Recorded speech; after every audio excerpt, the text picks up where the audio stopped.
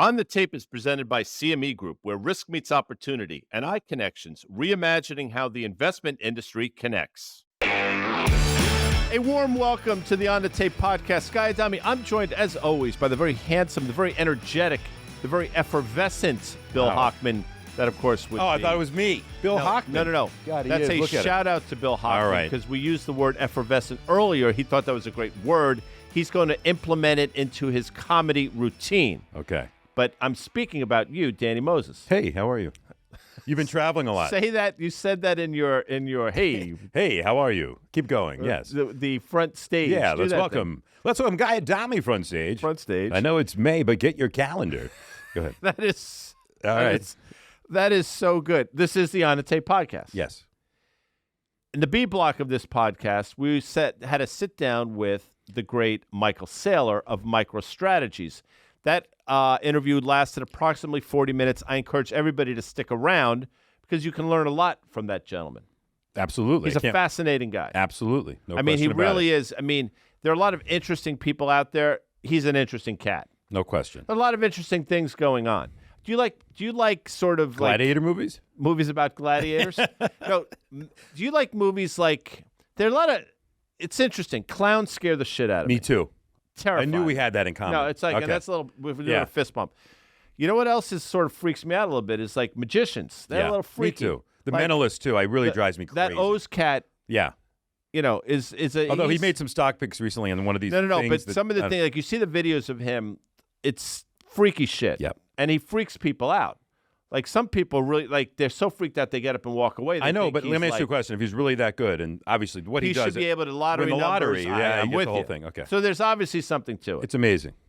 But there are a lot of things going on that sort of hint to magic, and there are a lot of songs in that Strange Magic from ELO. If you recall, that's a great song. Magical Mystery Tour. I mean, I feel like I'm on one right now. Right. Of course, that's the Beatles. I think, but they were doing LSD and stuff. I don't think that you're on that particular journey. Okay. I'm not on any journey. Right. All right. I'm on a journey of life, but I am not on a journey that is basically it's not what's the word I'm looking for? It is sort of enhanced by drugs or those. I don't do Okay. I don't. If you ever do decide, I would love to be around you when you do it. Yeah, no, I don't. You would be quite something altered. I think I'm something not altered. I can only imagine. Sorry, please continue. No. Yeah. But there's it's funny. The band America. It's a good band. I don't know if you're great band. Love. You can do magic. Yep. You might want to sing a few bars. You can do magic. Exactly. Right. You can do anything that your heart desires. Yes. Right? Yep. Think about that for a second. Now, we know that's not the case. However, in terms of what's going on in the market. You know darn well when you cast your spell. Listen to that. That's it. You know this. I know it. That's what's going on. I feel like there's a lot of magic going on. Now. Like magic. So we went from kind of illusion to magic. Now we're in the magic portion. Okay, magic portion, right. And I think people want to believe in magic. Why not? They believe magically everything can be fixed. For example, and we'll talk about the Bank of Japan in a second. A couple Sundays ago, dollar yen that you and I have both been talking about, it weakened to the dollar strengthened against the yen to the tune of 160 and change. And at about 9:30 p.m. on that one particular Sunday night, Bank of Japan intervened. We only learned about that after the fact, ex post facto. Traded down to about 155 and change. Dollar subsequently started to strengthen again. Bank of Japan intervened again. I think the dollar went all the way down to 152 and change. And here we are back above 155. So the Bank of Japan is trying to do their form of magic, and they think they're going to sort of pull a rabbit out of their hat. I don't think it's going to happen. So I think the dollar will continue to strengthen. I think that's a story that not enough people are paying attention to. That's one form of magic. Just thoughts on that before we go to the next form of magic. Yes. So on that magic, they say they will disclose how much they're intervening at the end of May. So we have a lot of days left to go. And remember, I think the markets over there were closed 2 or 3 days in the last kind of week. So there wasn't a ton of liquidity, so you could move the market around in there. But they actually came out hawkish in the last 24 hours. They're talking a bigger game right now that inflation is starting to rise, that if it keeps rising like this, which is a good thing, they will go and raise rates. So they're talking magic. They're obviously intervening, doing real things that aren't magic. But here's the problem. They know that there's so much debt that if they raise rates substantially or have to keep going, it's a problem. You got to pick your poison. You got to take your medicine. Pick your poison. Well, remember we had Mike, that's an elixir of sorts. Nice. That's a great word. An elixir. Remember you and I sat down with Mike cow, the urban cowboy. Yes, remember that? I do. And we talked about sort of the Straits of Messina and having to pick your poison. Right. And we talked about the Bank of Japan. And now it's sort of coming to fruition. Look, they can intervene all they want. I think it's fruitless. I'm not really sure why they're doing it. They have a reserve of U.S. dollars that they're clearly using to sell, to buy back their yen. They will run out of that. So the next thing is, okay, what do they do to raise dollars? And what do? They're probably going to sell treasuries. I'm just trying to I'm with walk down this road. Keep going. So we'll figure it out. I think they're misguided trying to do that. I think it's sort of putting, I don't know, a Band-Aid on a stress and on a compound fracture. What they really need to do is raise rates in a meaningful way. It's a multi-decade dam that's built up. 100%. That needs repair. And so at some point, it's going to... So, the rip the Band-Aid off is to raise rates and let the chips fall where they may, and the economy is not going to like that. But I think that's the better solution than have their currency continue to weaken into oblivion. That's just me. But I bring it up in the context of, again, with an S&P within a whisper of an all-time high, the U.S. equity market is whistling past that particular graveyard. It is right now because it's trading off of a few things. One is just let's just admit there's so much liquidity in the market that needs to find a home. And you can buy stocks, you can buy the S&P. You're buying an expensive market, but being expensive isn't necessarily dangerous. But you are seeing, Guy, again, these underpinnings of some of these names underneath that are not healthy. There's some cracks that have been going on. Yes, not in the $200, $300 billion land of companies, but again, the bigger companies, it feels like, are becoming a bigger weighting of the market. So that's not healthy. But again, you got to give people an excuse to sell. And do you want to own treasuries right now, given the backdrop, which you just kind of described? I don't know. And you go to the Bank of England, you keep going across to the other ocean, cross over the Atlantic to England. What do they do today? They're inching towards cutting. Rate cuts. Okay. I don't understand that. I don't get it. I mean, the market might be excited by that. Doesn't make a lot of sense to me. I think they have probably as bad, if not worse, inflation problem than us. That's just me. What do I know? But they're obviously going a different course right now. Or maybe they're doing a course ahead of the course that we seemingly are on. There hasn't been a cycle. No. All there are now are credit cycles. But think about this. They Brexited. So Yes. they're going to have a cycle without being a part of the EU. Interesting. Right? So they're kind of standalone. They need to be careful. We saw almost 2 years ago now, I can't believe it's been that long, year and a half, Liz Truss get ousted. God forbid. In 18 days. Right. God forbid she Whatever said something was. right that killed the sterling and all this. So it's going to be, we're going to get there eventually. And you better know how this plumbing works and how to play it when it does happen, because we both know how it works. It's staircase up and it's elevator down. It's interesting. Or vice versa. No, it's interesting you say we'll get there. If you recall in The Godfather, they're sitting in the garden, Michael and Don Corleone, Marlon Brando. And he was agitated, Marlon Brando. His character was agitated. He was worried about things. And, Michael tried to put his mind at ease. We'll get there, Pop. Remember that whole thing? We'll get there. And eventually they do get there. But there's some bloodshed along the way. But they do get there. Brando never wanted him to really come to the family. Of course he didn't. Yeah. He wanted to be a Senator Corleone, Governor Corleone. That's what he wanted for his son. Yep. But when Michael saw him lying in that hospital room on that bed, it all crystallized. Where are we going with this, by the way? I don't know. You brought it up. Brought up. We'll get there. We'll get there. Anyway, okay. I thought we were going to get somewhere else. I always have The Godfather on the mind. Fine, fair Back enough. to magic. Yes. Because that was a magical movie. Magical scene, magical movie. Yeah. Okay. There's other magic going on. Yes. I believe this to be the case, and I think we're seeing magic in terms of what the unemployment rate is, but then some of these job numbers and some of the below-the-surface things that indicate the unemployment rate at 3.9% or whatever it is isn't really accurate in terms of what's really going on, in my opinion, below the surface. So jobless claims are up. If you go back over the last, I think, 12 months or so, maybe longer, you've seen negative revisions. I want to say 11 out of 13 months or 10, something like that. So the revisions are always the wrong way. The unemployment rate is sticky, but below the surface, you're starting to see some signs that maybe things aren't what they're cracked up to be. So there's a magic in terms of just the underlying unemployment rate, which everybody points to and says, hey, look at us. But there are other things going on. Thoughts? You know, in the Raiders of the Lost Ark, the original. Love that movie. When he takes the skull and he has the sand. Right. And he I says, thought he nailed it. Hold on. He thinks he's nailed it, right? Yeah. He pulls the thing. Sure. And then he puts the sand on the he's thing. like, oh, my God. And he gives a smile, and then all of a sudden everything goes to shit. That's the big stone comes and spears. So let me explain. That's where we are. What do I mean? Everybody is rooting for the economy to slow down so that the Fed comes in and cuts rates. Yes. Okay. They're rooting for that. You're going to get the thing, you're going to pull the thing, and everything's going to be fine. Well, guess what? The weight's going to be wrong. And what's going to happen is the momentum, if it swings the other way, you are seeing already glimpses.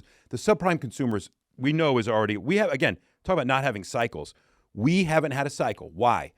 COVID, right before COVID, if you remember, the economy was starting to dip. But we threw so much stimulus, right? And we actually buffeted, fine, in a good way, the lower-end consumer got money. We kind of staved that off. We are now kind of feels like we're getting back to those levels. And if you look at these conference calls which have gone on in subprime auto and credit, not stock-specific, but industry-specific, Manheim Car Index, used Lou cars. Manheim. Lou Manheim, all those things. So my point is I love that character. Right. I'm going to say I'm throwing you Man off. stares in the abyss. Yeah. He's nothing seeing back. Right. That's magic also. Nothing stares back That at him. movie was magic. All right. That's magic. when, Yes. So anyway, what I was saying was, I don't see a situation that you can call that we've had. Well, you can call what we've had for the soft landing. You can call it. Fair enough. At this moment, hold on. Nothing's landed. We haven't landed. But you're not going to stop just neutral. You're going to go, the thing is going to sink and darts are going to be flying left and right. So my takeaway from that is, for a period of time, and let me tell you also, you think that one rate cut or two rate cuts, or God forbid they have to go 3 times for whatever reason, that's going to help most people. Well, it takes a long time to cycle through the markets. And so 4 1/4, 4 1/2, and 5 1/4, to me, on a Fed funds perspective, are all kind of the same thing. So I just don't see it being that falls an elixir. That falls under the category of be careful what you wish for. Back to the elixir. By the way, that was a great scene with Harrison Ford. Say what you want about him. Love him. I mean, he was Indiana Jones. Han Solo. I mean, he did a lot of things. No, see, I've never. You know this. I don't want to talk about it. Move on. If you, I I've can't never. have a conversation. I haven't seen E.T. Yeah, Star Wars. Anyway, please. He was in the Star Wars too. And then Billy D. Williams, he gets frozen. Han Solo does. Like we have been in the market for the last year watching this market where we're frozen. What is Billy D. Williams? We used to call it Han Solo. He was in Empire Strikes Back. Billy D. Williams. Was he? Yeah. Anyway, please continue. I didn't know. Vinny Porter and I used to do this thing where we would call it being Han Solo'd, where basically they froze him. They basically froze him. Darth Vader did. He says take him away, but he was still alive. Was Darth Vader James Earl Jones? Yes. Was he the guy? You might thought cousins, friends, or was it just his voice? No. Well, that's a good question. I don't know. It was his voice. It was his voice. Yeah. So some big cat was Darth Vader, but James. All right, enough. Let's get off. That was magic. I don't know this. All right. Yes. I've never seen it. No interest. I mean, I've been clicking around cable stations, and you pass it. Yeah. Well, but you and I are going to have. No, it doesn't do anything. All right. Let's keep going. There's other magic going on. Yes. Magically, we have this thing in the United States called the SPR, Strategic Petroleum Reserve. Yep. And it was put in place, God forbid something were to catastrophic. Yep. Whatever it is. I don't know. OPEC, whatever, something bad happened. Oil fields blow up, hurricanes, right. Natural disasters, act of God, blah, blah, blah. I don't believe it was put in place to combat price. I don't think that's why it was. In other words, if oil prices go higher just because supply and demand, it wasn't put in place to basically stop that from happening. That's just my opinion. However, I understand it's become a political thing, the price of oil. So the Biden administration released oil from the SPR a while back in their attempt to slow down the rise in the oil price. And you know what? Good for them, actually. It's sort of working out. Because what we learned this week is now they're trying to add back to the SPR. So there's a magic in their trading. I mean, if these cats were commodities traders. Imagine the amount of congressmen and women that have been trading you'd say, wow. oil today. Right. I mean, it's like not a bad job. Yeah. So speak to me. But this is what I think. You play poker. You're a good card player. I was at a final 2 tables the other night. Very upsetting. We can talk about that. No, we'll talk about it right now. I had a bad beat. It was an event. Okay, so anyway, just keep going. No. Because, yes, it was a charity tournament. We have a few minutes. It was a charity tournament. Okay, you were at a charity poker tournament. Yes, and all I wanted to How was many to get people? Maybe 200 people? More. More. All I wanted to do was to get to David Einhorn's table. Okay, so the final two tables, that's probably 16 people. 20. I was probably 22nd. 20. They just combined to kind of the last two. And that's over the course of many hours. Oh, that's the worst part. When you whittle it survive down. And you don't get anything. Yeah. Right. Okay, so you've whittled down. You're at one of the final 2 or 3 tables. Einhorn got knocked out at another table before me. That's when I lost my inspiration because that's on you. That's on me. That's on you. Yeah. You're not. I mean, that's on. I blame you for that. Yeah. So if you let your guard down because he was knocked out, that's on you. No one wants to hear this. But bottom line is, I had ace king. I want to. So you had ace king. Flop. Ace king suited. No. Okay. Ace king not suited. Right. Flop. Ace 9-7. Something like that. Ace 9-7 Perfect flop. for me. Pair of aces. Perfect for me. With a king kicker. Yep. Guy's short stack goes all in. He had 2 he had ace sevens. jack. He rivered me with a jack. You know what? I found out today he won the whole thing. Took my money and won. Anyway, you don't feel that poker. Bad. Well, that's magic. That's not a horrible beat. And he got up and started celebrating, which I don't mind. By the way, it's gambling. I don't really care. That's a horrible. I don't that's like. Not a. I don't mind it. Worse. I don't mind it. At least he didn't have like pockets, like no, whatever. Okay, keep going. He didn't have many blinds left, so it wasn't a bad all. No, he had to be in. Keep going. SPR. So I was going to say, have they showed their hand, which is why we got on the poker. Oh, that's right. So have we, in form of the government, showed their hand in terms of where they're going to start to buy back, and does that put a floor in the price of crude oil? It certainly adds an element that if you weren't thinking about it before, you have to now. So I think it was 3.3 million barrels or something like that, a very low amount, but a drop in the bucket, as they say. Right, significant that they weren't going to do it. There was rumors, and then they actually did it. What, in the high 70s? I don't know, 78-ish. I don't even know what the average would have been on that. So I feel like now we've gotten through, from the energy stocks perspective, if I can move it there, obviously you want to know that you can use oil as a proxy to input into your income statement and figure it out as an investor. The earnings for these companies aren't that meaningful, right? Because there's so many things that fluctuate over a period of a quarter, right? Production, cost, acquisitions that are going on. But I got to tell you, they weren't great quarters for the most part, just on a estimate versus what they actually did. But like I said, there's a volatile. It's where you mark your assets, et cetera. Bottom line, what I'm getting to, Guy, this should give people more confidence to own energy here. I agree. And we have seen glimpses, and we continue to see when money pours out of other sectors, where is it going? It tends to find its way into the energy sector. So I still like the large guys. I'll say this: the XLE, which is probably trading around 94 or so, had a nice pullback. Not big, not a crazy pullback. No, because I think the recent high was about 98, and if you look at it longer term, I mean, we're within earshot of the prior all-time high, which I want to say is 10 years ago, just north of $100. So that's hanging in. OIH, by the way, continues to be in now what is a 4.5-year upcycle, uptrend with a series of higher lows and higher highs. Now, in order for that to continue, Danny Moses, we need to breach the 350 level in the OIH. We're currently trading 323. I think we're going to get there. That, of course, obviously heavy Halliburton, heavy Schlumberger, which I don't think it's called Schlumberger anymore. I think it's called SLB Corp, but that's neither here nor there. So I'm with you. I think the government, and listen, they had to show their hand at some point. Yep. You have to turn your cards over at some point. You can't just sit there. Well, the government in general, in their economic, is 2-7 offsuit. They're hoping for a 7-7-2 on the flop. Which, flop. by the way, if you don't play cards, that's the worst hand you can. 2-7 off. You can't connect. You can't connect the 2 and a 7. Exactly. Correct. So, because 2, 3, 4, 5, 6, that's a straight. Yes. So 2-7 ain't doing you any good. Exactly. So that is the worst hand you can be dealt. Correct. So if you get 2-7 offsuit, run and hide. Run and hide. Yes. Unless you're the Federal Reserve and you just say, screw it. Because you know what I'm going to do? I'm going to make. Hold on. You're not going to believe I just pulled an ace. Yeah. I just turned that 2-7 into. Well, that's like in the Sting. If you recall the scene on the train, magic. When Paul he had. Amazing. All right. Doyle Lonigan thought he had him beat. Dan's going to kill us for this episode. Is Dan here? No. Okay, keep going. There is other magic going on. Now, you and I both, you know her a lot better than I do. Yes. But I know her. Yes. We worked together. She was made famous approximately 16 or so years ago, if my number's right. Yep. By one of the most famous calls in our industry's history.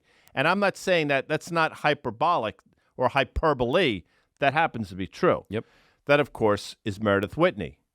She has a piece out that suggests there's another rabbit that can be pulled out of a hat, magically, seemingly out of nowhere.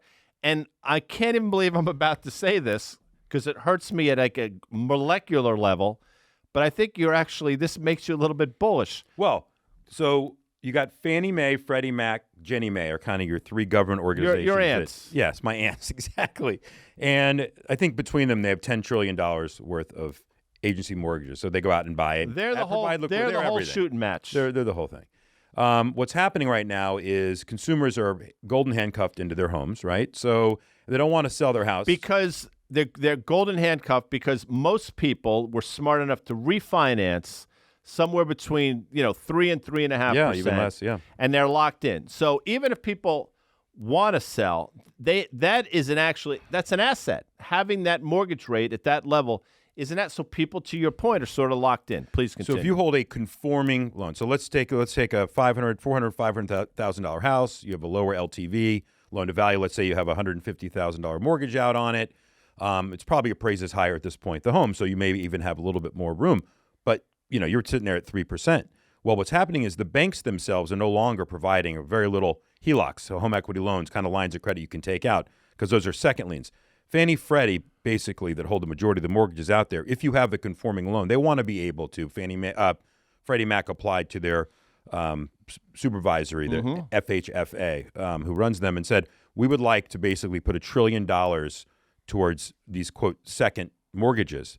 And there's no prepayment. So these things are just sitting on their books. So they would go out to you. You say, okay, you want to borrow another 100? Yeah, you're going to pay 6.5%, 7%. But now you don't have to get rid of your first mortgage. You can tap into more credit. Rest assured, and Meredith writes that if Freddie's doing it and they get approval, Fannie Mae is going to do 100%. it, right? And you can provide a ton of liquidity. What a great product for Wall Street to trade. Honestly, securitized. You could securitize these mortgages. They're government, quote, guaranteed. So just keep an eye out. And she wrote it was in the FT. It was an op-ed on Friday. I don't think a lot of people paid attention to it. I don't think it's getting, but you will hear more about it. So potential windfall for people that own homes. So again, it's not going to help the subprime consumer. It's not going to help. It's got to be secured. But again, potentially another lever to pull. Well, I mean, to your point, banks have pulled back on home equity line of credits, HELOCs. Yes. And probably makes sense in the environment that we find ourselves in. So there's not a lot. And to tap into the equity on your home. Into that, exactly. That is sort of, so like many other things, magically people create products seemingly out of thin air, but this actually does make a little sense. I don't know. I have to think about it a little more to understand what sort of the potential problems are. We'll put it in the show notes, her article. It's great. We'll go in the show notes. But, that is out there. And if this starts getting legs. It could happen this summer. But just you'll hear about it. If this starts getting legs, I mean, that is, that type of liquidity finding its way into the system in one way, shape, or form is potentially very bullish. Right. And that's me saying it. Magic. More magic, by the way. There's more magic. Well, some people are talented. Some people are magicians, but their magic manifests itself in different ways. Like, there's nothing magical about me. Yeah, but there's something magical about a mutual friend, although you know her a lot better than I. Yep. That's Bethany McLean. Yep. She's a great author. McLean. Remember that? Great movie. It really is. Yeah. Anyway. I mean, it's Die Hard. I've asked this before. I'll ask it again. Is it a Christmas movie? Yes. 100%. 100%. It was just on the other day again. So if you were to, it's right now we're in May. Yeah. Why are you looking at me? I'm not. It's not a trick question. You've taken me so many places. We're in today. May. Yes. We're in so May. by like October, November. Buy and May go away. I think I got it wrong. No. Oh, okay. Yeah. By October, November, we're into the holiday season.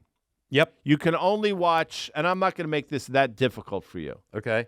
3 holiday movies. Yep. Go ahead. Goodfellas. How is that? Is that? What do you mean? When did they rob? Because, that's a Christmas because movie. when they go into the bar, there's a Christmas tree. Yes. Okay. 100%. Okay. No, when they robbed the thing at the airport. Okay. That's fair Christmas enough. time. Okay. Good Christmas gifts. Christmas Pink Cadillacs that were being Well, that bought. was for the wedding. That was a wedding gift. All right. Whatever. And I put it in my mother's name. Yes. Goodfellas. I love that car. Goodfellas. And then you wind up. What happens to him? He winds up sitting next to his wife in some abandoned park with kids playing stickball. Rocky. With Layla playing. Rocky. I can change. You can change. Rocky. Can change. Rocky 4. That's a Christmas movie. Yeah, Moscow. He's out in the thing. He's training. Okay, no, and Die Hard. Let's go. Keep going. Wow. Yeah, those are my 3. Okay. I asked the question. And what are your 3? I know what they're not. It's a Wonderful Life. Yeah, it's a beautiful movie. it is. I mean, Stewart. I cry at the end of that. I cried twice in that movie, but when his brother comes in after flying through a storm, so my brother, the richest man in Bedford Falls, that kills me. It just grabs me. Bethany McLean. She has not a book out, although she probably does. It sounds like this could end up being a book. But she has a piece out. And she promised me that, remember, we'll get into this, but when the Tesla book is written, we get to do it together. No, I'm saying that's separate. Yes. Yeah, okay. Bethany McLean. Yep. So she wrote a book. We've talked a lot about Blackstone's REIT, B-REIT, as it's known. Yes. We've talked about it for several years. By the way, portfolio. Hold on a second. As big of a story as the Meredith Whitney story potentially is, on one talk side about people that broke stories in the past and on one side of the ledger. Yeah, this is as important story. Yeah. On the other side of the ledger. Listen, it's very central to Blackstone as an entity. You know, they had all good intentions when they raised this fund. This history is littered with disastrous outcomes born of good intentions. So basically, again, we'll put her article also in the show notes. This is going to have a lot in there. Movie reviews, song reviews, whatever. It's basically saying that the book is mismarked, this portfolio, of real estate. The B-REIT is mismarked because it's a subjective mark for the most part. Exactly. Okay. They can mark it wherever they want. They lick their finger. So imagine this, folks, what I'm doing. I'm licking my finger, and I'm putting it up in the air. And that's how you determine which way the wind blows. Correct. You play golf. Yes. You probably do that. Or you're the type of guy that picks up a couple blades of grass and throws them up. Correct. As if that's going to somehow help your game. I just need excuses, guys. I'm just saying, like, if you're one of those people. That's a very good, hold on. You bring up a very good point. So let's equate this B-REIT. I only bring up good points. Let's equate this B-REIT to what I call vanity golfers. What are vanity golfers? Vanity golfers are the people that claim they're 7, 8, 9 handicaps. So for people out there, that's people that shoot 78, 79, 80.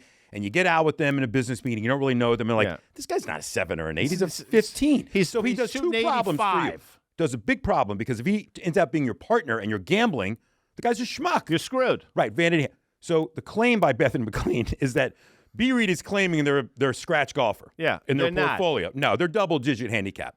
Can they get away with it for a while? Does anyone see them on the golf course playing? If they're not on the course. Right. Is it a President Trump score that he's putting in a 67? If they're not pulling 6 out of their bag. Exactly. Everybody looks great in shorts and spikes. Exactly. So that's the claim, is that it's mismarked. However, does it matter? Well, yes. It matters if you do get a lot of redemptions, but what did they do? They gated their redemptions. Sure, Remember, they prevented them. Because So one of the claims is that we've met the redemptions. So, do you know who Gates Brown is? No. Can I finish this? So I'm going to lose my... but I know that. That's why I'm doing it. All right, hold on. Please continue. So they gated it. Right, they gated. So the problem is that they say they met the redemptions. Well, they met the redemptions with more inflows.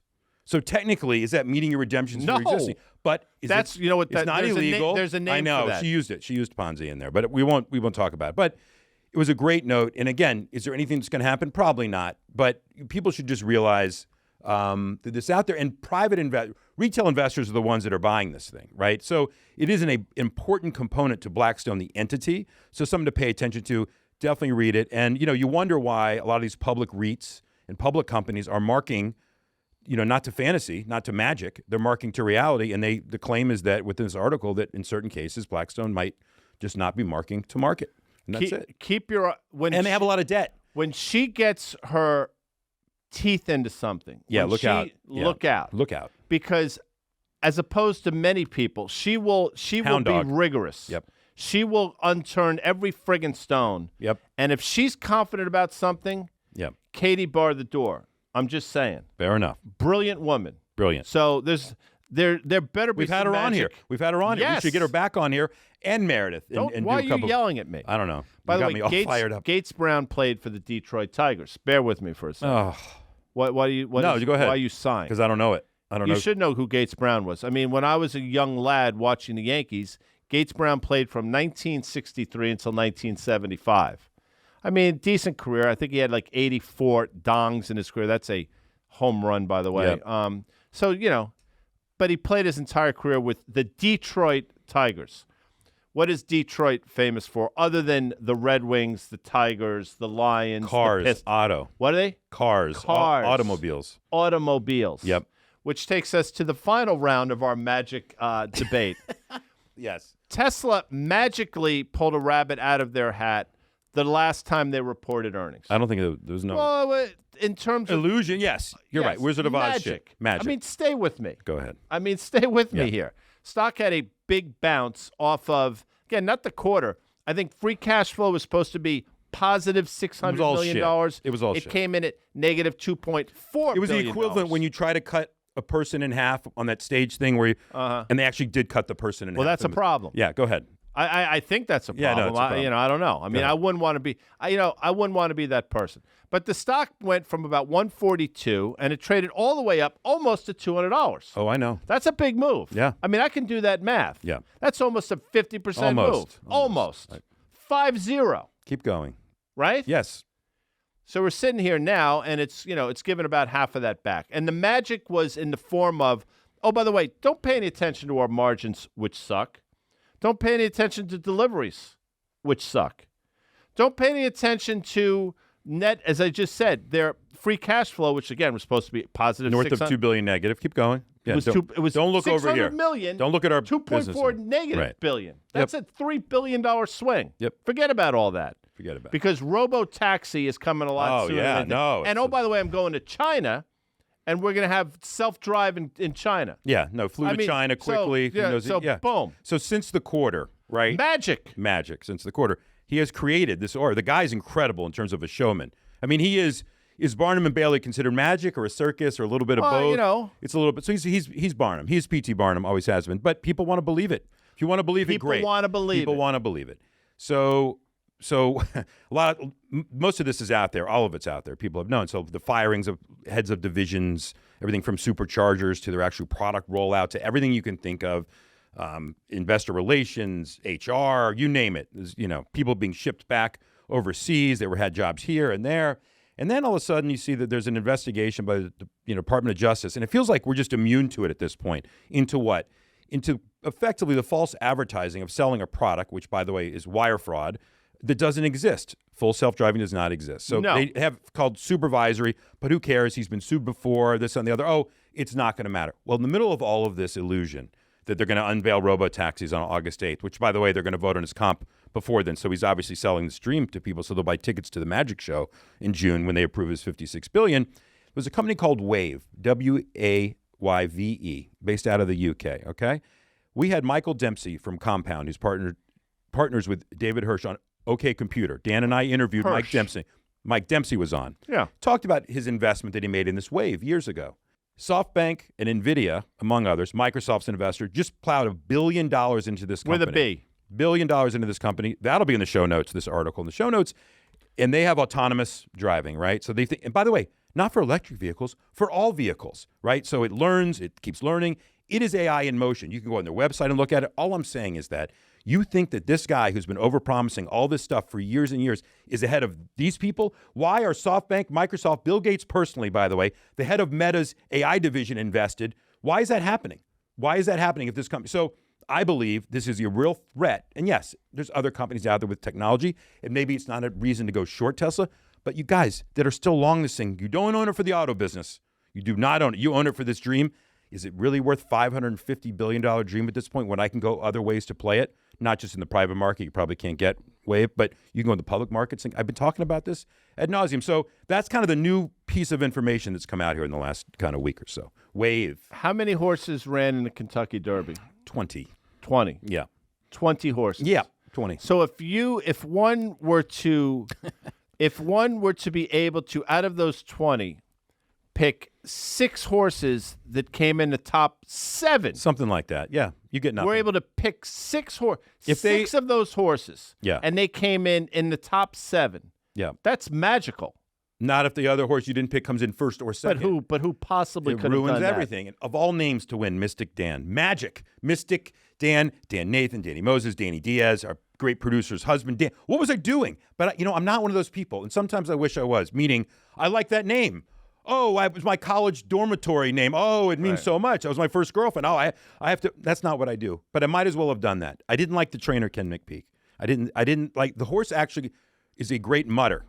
And if it had rained harder on Friday, I actually probably didn't give it on I probably would have bet a little bit on it. But it was nice out on Saturday. It was. Anyway, I lost. But we got the Preakness and Belmont coming up. Belmont being run at Saratoga. So we'll get into that. Which is upsetting to me. being from the New York. Well, what do you mean? You're going to get it in back. New York. You're going to get it back. No, I understand. But, Okay. Okay.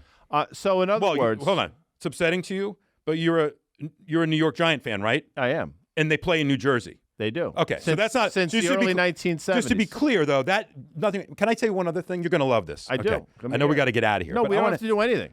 I have 3 problems in sports. Okay, 3. Yes, with rules. So when stop for a second. 3 problems. 3 rule problems. Okay, 3 rule problems. You ready? You better be ready with all 3, and don't. Get I'm ready with all 3. Okay, go ahead. Okay. When the pitcher in a baseball game. Number one. When a pitcher in a baseball game makes an error, it should be an earned run. It absolutely should be an earned run. Look at your brain. It's exploding. No, he gets the benefit of these diving catches in center field, turning to great plays. Okay, the pitcher makes the error, he earned it. Okay, let me keep going. Fair. Okay. I don't know if I agree, but okay. That does not. I got your brain spinning a though. little bit. Okay, got you spinning. Basketball. I pass you the ball. Right. You make a layup. Assist. Yes. I pass you the ball. You get fouled. You should get an assist if you make the foul shots. So you thought of this one. Of course I have. Okay. Last one in golf. I mean, yes. Last one in golf. Go ahead. Why should anybody have to hit out of a divot? And I play by the rules. Why should anybody? So it's 8 in the morning. So the bad golfers are going out in a PGA tournament. They go out early. But I'm off at noon because I'm the leader. Not me, but leader. All of a sudden, the ball lands in a divot. I called into a PGA show. This is true, like 3 or 4 years ago. And I go, guys, the rule. They're like, oh, well, how do you know it's a divot? I'm like, really? It's a PGA. Put pink sand on it or orange sand, whatever you want to do. Those 3 rules in sports drive me nuts. That's it. Wow. You've thought about this. Yeah, I'm fired up today. Well, that's good. Yeah. It came through. I think the listener / viewer, they could feel that. Yeah, they can feel it. Feel the magic? I just like when you're on a roll, I just like sort of throwing something out there. Yeah, you really messed with me just to today. mess But you it was up. good. See, if I played golf with you, which I don't play. Yeah. By the way, I can hit the ball. I'm just letting you people know. No question. And you got the swagger. But I don't if you walked up to the tee, I'm like, know people would be like, this guy can play. That dude can play. Yeah. But I would be so in your effing head. You ruin me. I'd ruin you. Movies. I need to focus. Can I tell you something? Yeah. By the 11th hole, you'd be like, I'm done. 11th? I probably wouldn't make it. You'd be done. You'd be done. We'd make it to the turn. And you would talk in my swing, and you and the caddy would be best friends. You'd be talking about things, and 100%. You drop a ball probably out of nowhere, it would bother me, and all that stuff. Anyway, get us out of here, guy. You know darn well when you cast your spell, you will get your way. When you hypnotize with your eyes, a heart of stone can turn to clay. So in other words, you can pretty much convince anybody of anything if you just got that swagger. So there's a lot of effing magic going on. Magic. And I think we hit at least 4, if not 5 different things. We did. I've enjoyed this. Me too. I miss Dan, but you know what? We had fun. We'll be back together next week. By the time you have heard this podcast, Danny Moses will have appeared on CNBC's Fast Money. That's right. Which is always a joy. I love. Should I bring it like I did on this thing? You should always see. You should always bring it. Okay. You should always bring it.